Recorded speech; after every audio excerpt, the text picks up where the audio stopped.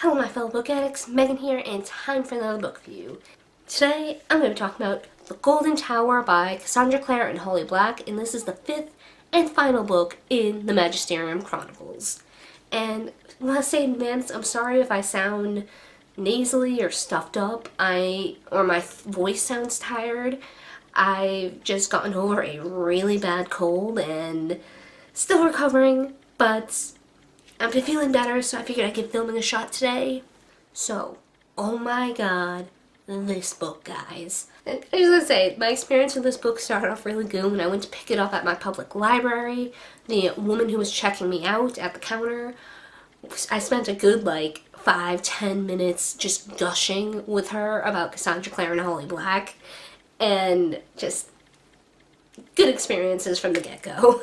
So, there's not much I can say plot-wise, because last book in the series, don't want to give too many spoilers, but I will say, this book was super well done.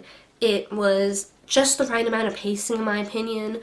I thought that it was wrapped up really nicely. There's just one thing I had a minor issue with, but I'll go into that in my spoilery bit. But other than that, awesome conclusion, wrapped up really well, and gotta say, I am sad that this is a done series now, because I did enjoy it. I enjoy both authors in their own individual works, and just having them come together to write this awesome middle grade series, it's a dream come true. Just, they're awesome when they're doing their own works, and they're just as awesome working together. They work really well together, and just, I really liked it. There's really not much more I can say. And just, if for some reason you clicked on this and haven't started the series at all yet, please, stop now, go read it. It's a pretty quick series, all the books are out now, and it is so worth the read. It's fun, it's lighthearted, it has nice little bits of darkness in it, but not too much. Just, it's a good mesh of both Holly Black and Cassandra Clare's writing. So that's all I gotta say. So I'm gonna go into more spoiler bits. So if you do not wish to be spoiled, highly suggest you click away now and come back after you catch up. Alright, so I'm gonna talk about the thing that I just had a slight issue with. Well, not really an issue, but one thing that I just thought wasn't needed or should have been done earlier in the series. So we find out that Call's soul isn't technically Constantine Madden's soul, but to a chaos mage known as Mogris. I think I'm saying the name right, probably not, but that's how I've been reading it, so that's how it will be said. And this chaos mage didn't want to die, he was sick, didn't want to die, so he figured out how to transfer his soul into other people.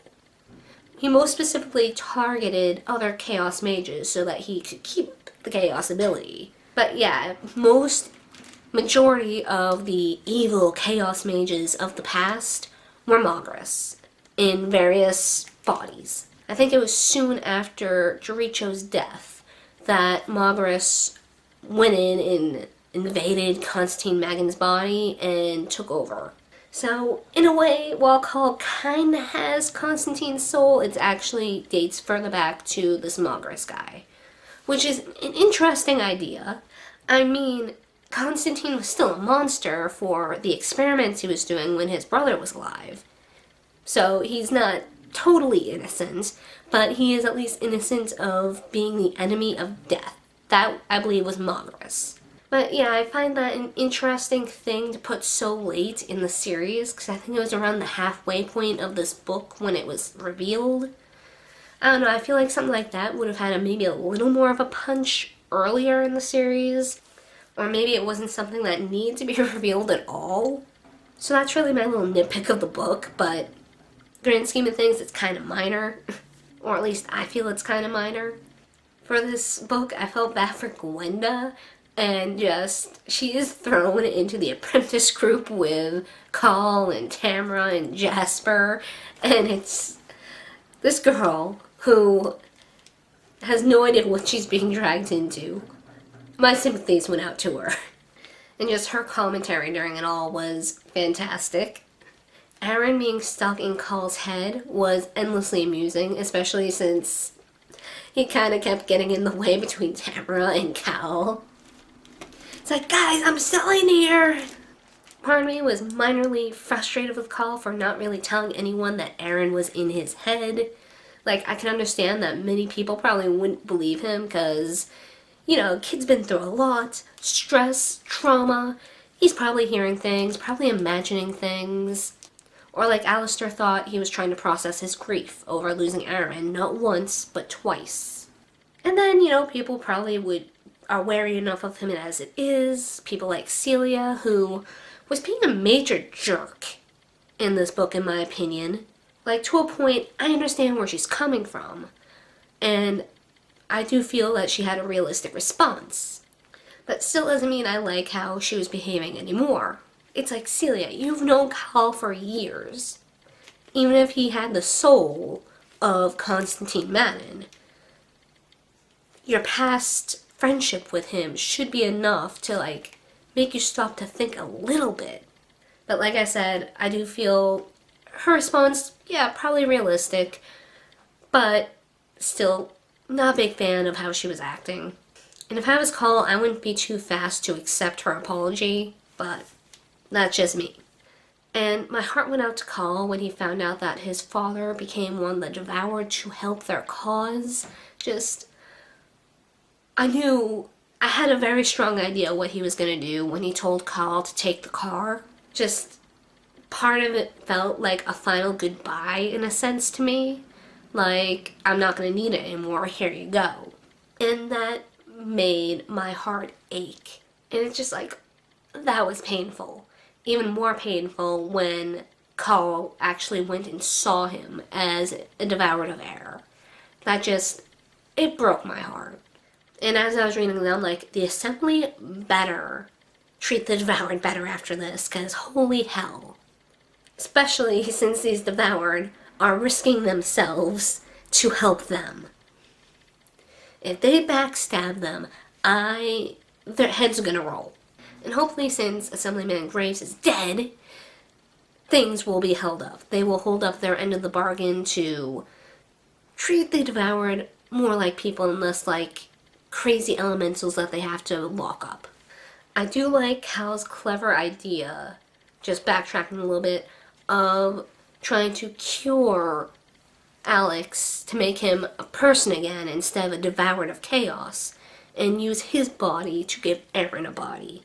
I mean, so many things could have gone wrong. Like, the Assembly could have been like, no, we are going to kill Alex, or if he's alive, we're going to lock him up, and this, that, the other thing. And all that work to give Aaron a body would have been null and void because he's spending the rest of his life locked up. He has his own body, but he's still locked up. But I do like how they managed to make it work, how they managed to trick the Assembly and everyone, more or less, into thinking that Alex was under Anastasia's control or Joseph's control, and that nothing he did was within his own control. Though how long they'll be able to keep up that ruse, who knows? And I can only imagine how awkward and rough Aaron's life ahead of him in Alex's body will be. Like, the prejudice that he's probably going to experience because of all the stuff he's done.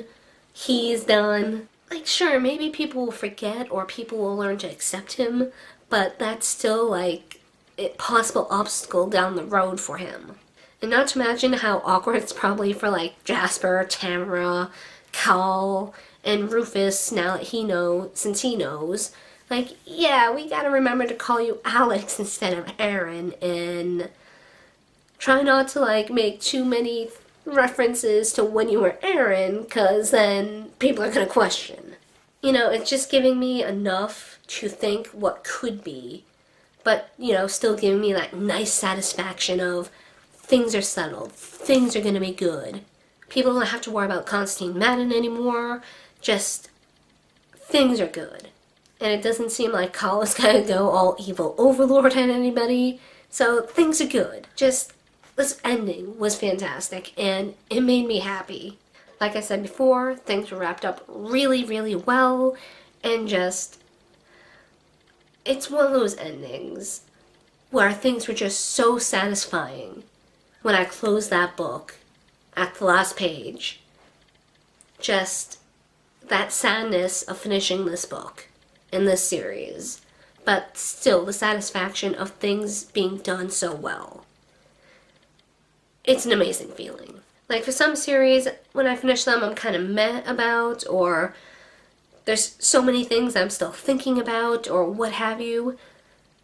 Things were well done in this. I was left completely satisfied, completely happy. And yeah, both Cassandra Clare and Holly Black have done it again.